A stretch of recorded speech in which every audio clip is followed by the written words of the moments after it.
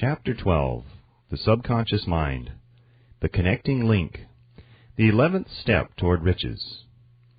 The subconscious mind consists of a field of consciousness in which every impulse of thought that reaches the objective mind through any of the five senses is classified and recorded, and from which thoughts may be recalled or withdrawn as letters may be taken from a filing cabinet. It receives and files sense impressions or thoughts regardless of their nature. You may voluntarily plant in your subconscious mind any plan, thought, or purpose which you desire to translate into its physical or monetary equivalent. The subconscious acts first on the dominating desires which have been mixed with emotional feelings, such as faith. Consider this in connection with the instructions given in the chapter on desire, for taking the 6 steps there outlined and instructions given in the chapter on the building and execution of plans, and you will understand the importance of the thought conveyed. The subconscious mind works day and night. Through a method or procedure unknown to man, the subconscious mind draws upon the forces of infinite intelligence for the power with which it voluntarily transmutes one's desires into their physical equivalent, making use always of the most practical media by which this end may be accomplished. You cannot entirely control your subconscious mind, but you can voluntarily hand over to it any plan, desire, or purpose which you wish transformed into concrete form. Read again instructions for using the subconscious mind in the chapter on autosuggestion. There is plenty of evidence to support the belief that the subconscious mind is the connecting link between the finite mind of man and infinite intelligence. It is the intermediary through which one may draw upon the forces of infinite intelligence at will. It alone contains the secret process by which mental impulses are modified and changed into their spiritual equivalent. It alone is the medium through which prayer may be transmitted to the source capable of answering prayer. The possibilities of creative effort connected with the subconscious mind are stupendous and imponderable. They inspire one with awe. I never approach the discussion of the subconscious mind without a feeling of littleness and inferiority due, perhaps, to the fact that man's entire stock of knowledge on this subject is so pitifully limited. The very fact that the subconscious mind is the medium of communication between the thinking mind of man and infinite intelligence is, of itself, a thought which almost paralyzes one's reason. After you have accepted as a reality the existence of the subconscious mind and understand its possibilities as a medium for transmuting your desires into their physical or monetary equivalent, you will comprehend the full significance of the instructions given in the chapter on desire. You will also understand why you have been repeatedly admonished to make your desires clear and to reduce them to writing. You will also understand the necessity of persistence in carrying out instructions. The 13 principles are the stimuli with which you acquire the ability to reach and to influence your subconscious mind. Do not become discouraged if you cannot do this upon the first attempt. Remember that the subconscious mind may be voluntarily directed only through habit, under the directions given in the chapter on faith. You have not yet had time to master faith. Be patient. Be persistent. A good many statements in the chapters on faith and autosuggestion will be repeated here, for the benefit of your subconscious mind.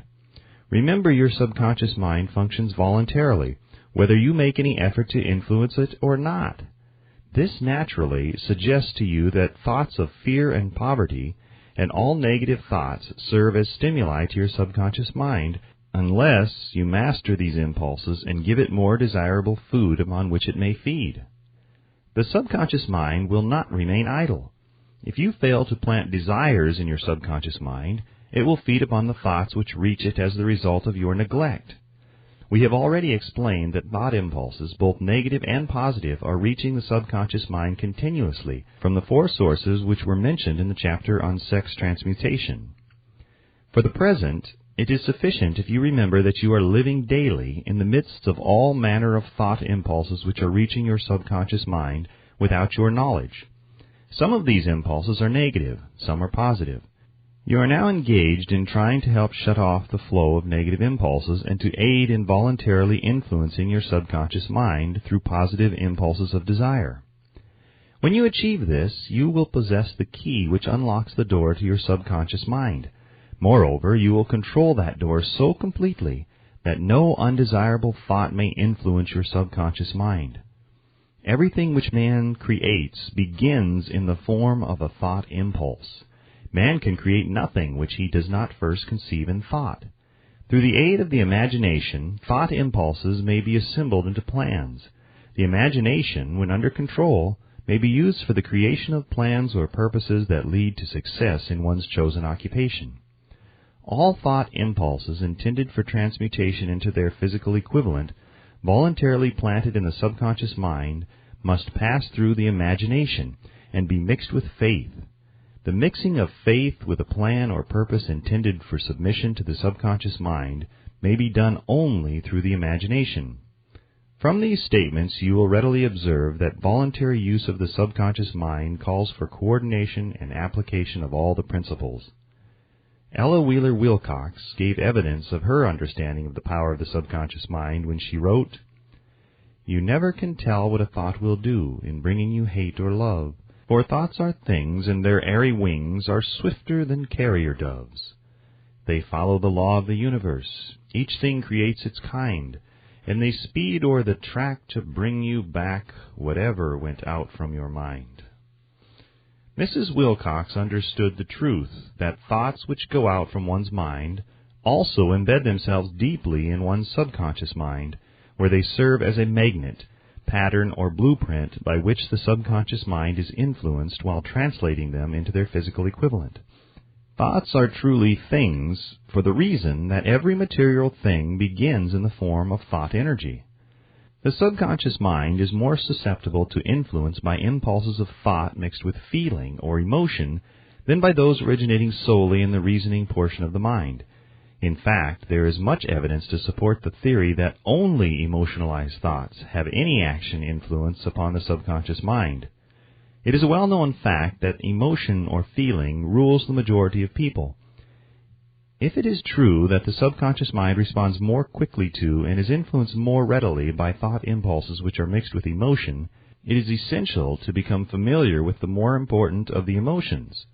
There are 7 major positive emotions and 7 major negative emotions.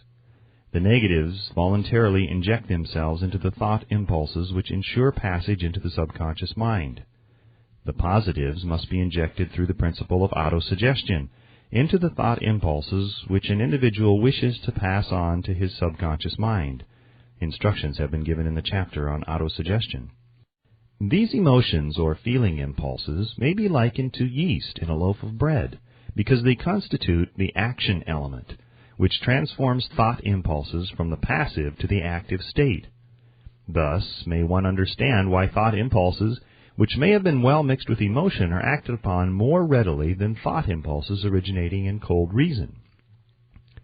You are preparing yourself to influence and control the inner audience of your subconscious mind in order to hand over to it the desire for money, which you wish transmuted into its monetary equivalent. It is essential, therefore, that you understand the method of approach to this inner audience. You must speak its language, or it will not heed your call. It understands best the language of emotion or feeling. Let us therefore describe here the 7 major positive emotions and the 7 major negative emotions, so that you may draw upon the positives and avoid the negatives when giving instructions to your subconscious mind.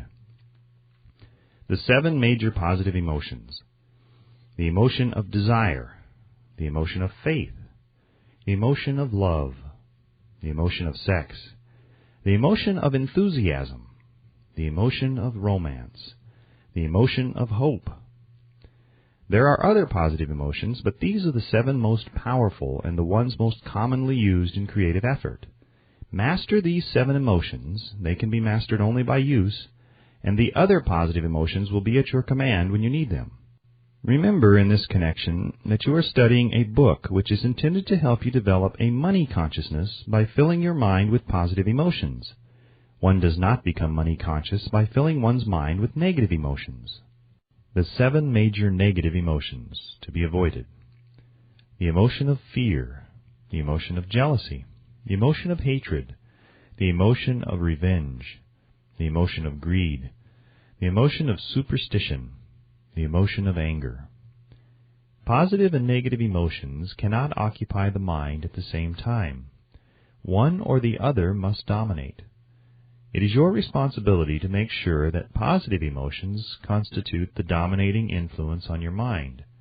Here the law of habit will come to your aid, from the habit of applying and using the positive emotions. Eventually they will dominate your mind so completely that the negatives cannot enter it. Only by following these instructions literally and continuously can you gain control over your subconscious mind. The presence of a single negative in your conscious mind is sufficient to destroy all chances of constructive aid from your subconscious mind.